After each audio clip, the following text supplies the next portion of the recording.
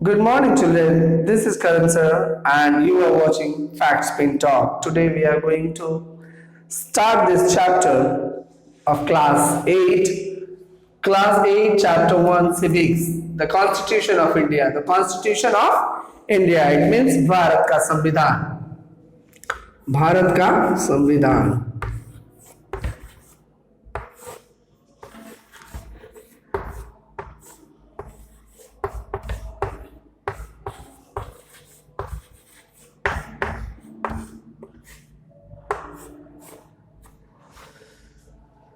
So in this chapter, we are going to cover this part of the chapter.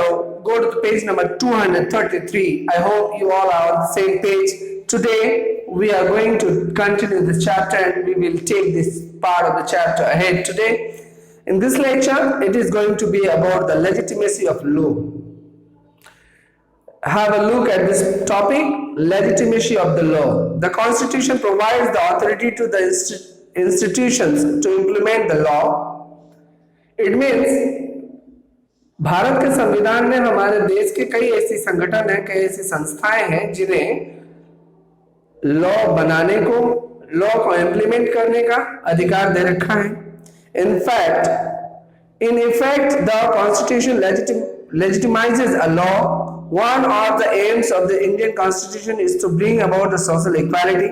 This was expressed after the independence in the form of the Article 17 of the Constitution, in which abolished the practices of untouchability and made it punishable offense by law. क्या हुआ? भारत की स्वतंत्रता के बाद भारत ने जब देखा कि भारत में छुआछूत और अनटचेबिलिटी की भेदभावना, जो भेदभाव अभी भी चल रही है, इस तरह का जो discrimination on the basis of caste, creed, religion was continuing. That's why the Constitution of India gave us a provision that we will introduce a new Article 17 to eradicate this social level of untouchability. What happens? According to this law, the untouchability practices were made punishable offense. इस तरह के जो जातिगत आधार पर जो छुआछूत माना जाएगा, छोटी जातियों, दलित जातियों से भेदभाव किया जाएगा, तो एक यह कानूनन अपराध समझा जाएगा और इसको एक सजायाफ्ता अपराध माना जाएगा. Exercising this authority, the Parliament enacted the Untouchability Offence Act 1955.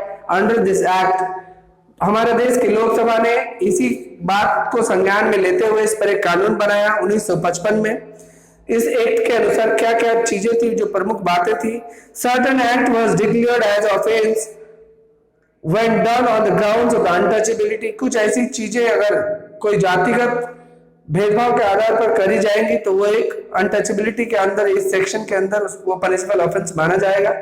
Punishment for such offences like denial of admission to any person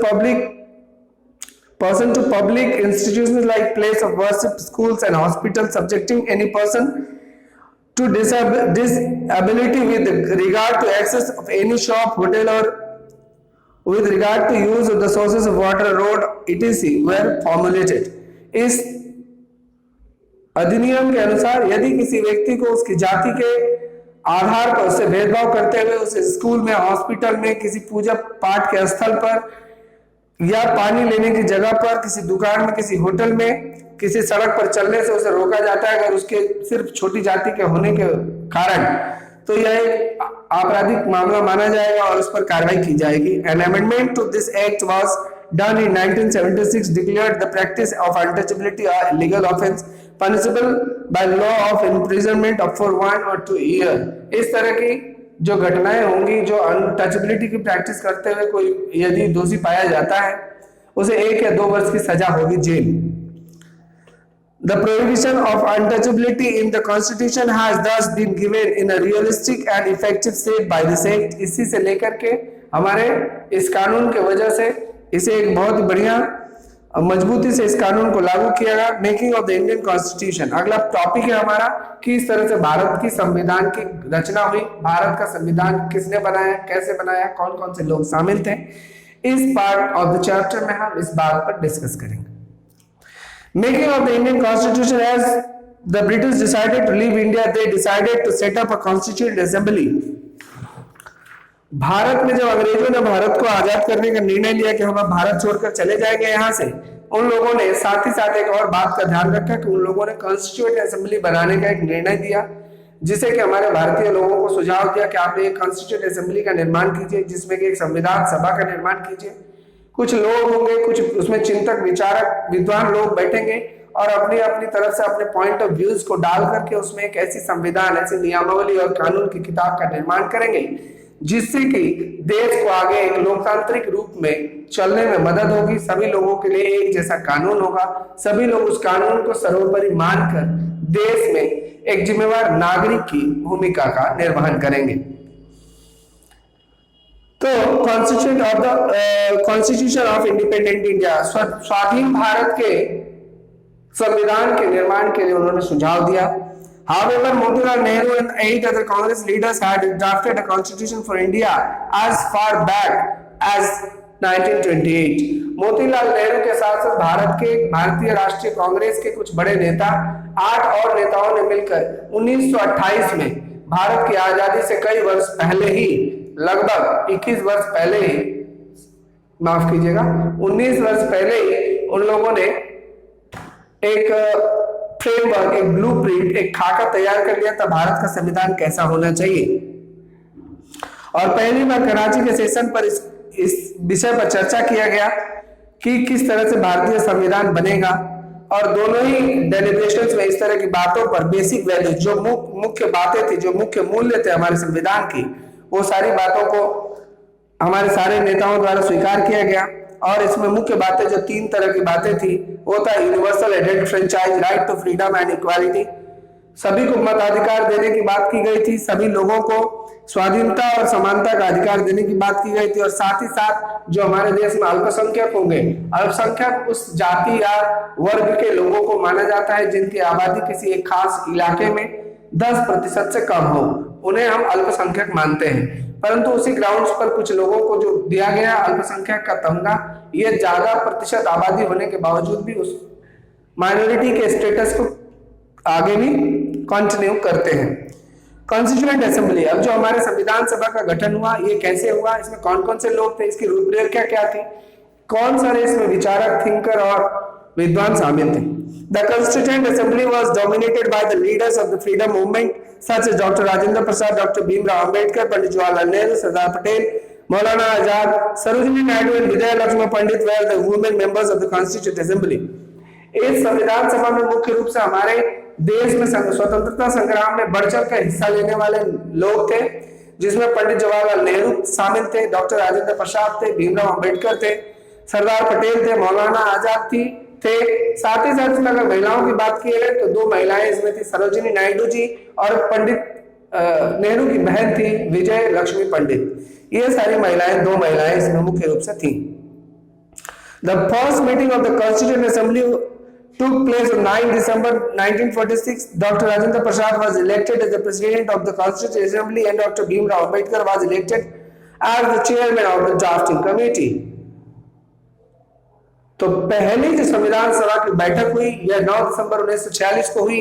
इसमें यह बात को तय किया गया कि हमारे देश के प्रथम राष्ट्रपति जो आगे चलकर बने, जिनका नाम डॉक्टर राजेंद्र प्रसाद था, राजेंद्र प्रसाद को इस कॉन्स्टिट्यूएंट असेंबली का प्रेसिडेंट घोषित किया गया। साथ ही साथ डॉक्टर भीमराव अंबेडकर को इस असेंबली का चेयरमैन घोषित किया गया। The article of the Constitution were much deliberated and over clause by clause. The original draft of the Constitution was considerably modified, and the Constituent Assembly finally approved the draft of the Indian Constitution on 26 November 1949. But it came into effect on 26 January 1950. To mark this day, we celebrate 26 January as Republic Day every year. What happened? इस तरह से हमारे देश के सारे नेताओं ने मिलकर के उसमें कई बातों पर चर्चा हुआ। जो मूल हमारे संविधान की जो प्रति थी, जो ड्राफ्ट की गई थी पहले से नेहरू के द्वारा, पंडित मोतीलाल नेहरू और उनके अन्य कांग्रेस के साथियों द्वारा, उसमें बहुत ज्यादा परिवर्तन किया गया, बहुत ही मॉडिफिकेशंस किए गए। उसके बाद पहली बार ये जो है ना बन के तैयार हुआ, और जो संविधान में लिखी गई सारी बातें थी उन बातों को स्वीकार किया गया 26 नवंबर 1949 को। ये पूरी तरह से बन चुका था और इसको लागू किया गया ठीक वहां से 1 साल 2 महीने बाद 26 जनवरी 1950। इस दिन को ही 26 जनवरी को हम प्रतिदिन एक अपने गणतंत्र दिवस के रूप में मनाते हैं, क्योंकि इसी दिन से हमारा देश एक गणतांत्रिक देश बना था और इस दिन से हमारा देश एक रिपब्लिक कंट्री बन गया था। इसलिए रिपब्लिक डे सेलिब्रेट करते हैं। This is real reason behind this vision of the constitution, यानी कि संविधान बनाने वाले लोगों का जो विजन था, जो दृष्टिकोण था, क्या सोचकर उन्होंने ऐसा किया। The leaders of our freedom struggle believed that after independence the dignity of the individual, human rights and the welfare of the people would be established. The makers of the constitution incorporated the beliefs in our constitution. The preamble of the constitution is a reflection of this vision of the constitution makers.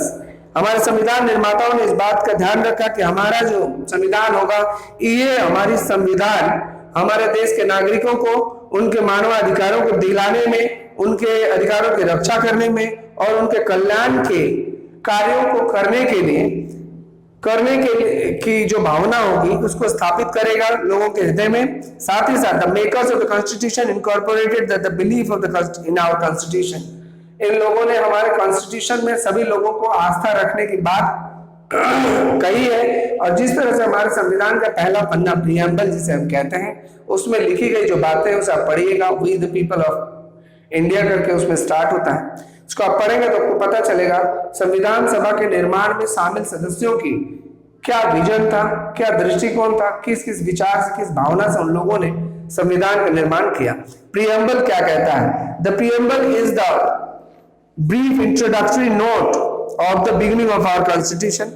Eight the beginning of our constitution, हमारे संविधान की प्रति जब आपके हाथों में आएगी, आप जब पढ़ेंगे, बिल्कुल संविधान के पहले ही पन्ने पर आपको देखने को मिलेगा। It lists the sources of the authority, the system of the government and the objectives of the attained by the political system and the date of the adoption and enactment of the Indian Constitution by the 42nd Amendment of the 76. The words socialist and secular were added to the preamble. क्या हुआ? इसमें लिखा गया था कि भारत किस प्रकार से चलेगा, कौन कौन सी बातों को प्राथमिकता देगा, हमारे देश के राजनीतिक गलियारे या राजनीतिक दलों के द्वारा कौन कौन से लक्ष्यों की प्राप्ति का उद्देश्य रखते हुए सरकार चलाई जानी चाहिए, ये सारी बातें की गई थी। लेकिन इसमें 42वां संशोधन किया गया। संविधान में 42वां संशोधन, अमेंडमेंट में संशोधन, जो मूल कानून है उसमें कुछ परिवर्तन करना ही अमेंडमेंट यानी संशोधन कहलाता है। 1976 में श्रीमती इंदिरा गांधी की सरकार केंद्र में थी। इन्होंने अपने कार्यकाल में उस संविधान सभा में 2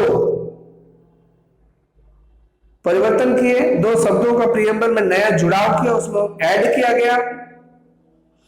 और आपके जानकारी के लिए मैं बता दूं, 1976 एक इमरजेंसी का दौर था जिसमें कि 1975 से लेकर के इमरजेंसी देश में थी। सारे देश के नेताओं को जेलों में भर दिया गया था, किसी को अपने बातों को रखने का अधिकार नहीं था, कोई भी स्वतंत्रता नहीं थी, मीडिया की स्वतंत्रता छीन ली गई थी। भारत में ये कांग्रेस में श्रीमती इंदिरा गांधी के जमाने में ये काम हुआ था। 1975 से लेकर के 2.5 वर्ष या 4 वर्षों की इमरजेंसी थी, इसको आप चेक कर लेंगे। तो इस दौरान ही, इमरजेंसी के दौरान ही ये चेंज किया गया था, जिसमें 2 शब्द और जोड़ा गया, सोशलिस्ट एंड सेकुलर, यानी समाजवादी और धर्मनिरपेक्षता शब्द को जोड़ा गया। इसके बाद ही भारत एक सेकुलर कंट्री ऑफिशियली अनाउंस हुआ। ये तो सेकुलर कंट्री का मतलब सेकुलर तो था ही, परंतु ये संविधान के मूल प्रति का हिस्सा नहीं था, बाद में इसको जोड़ा गया।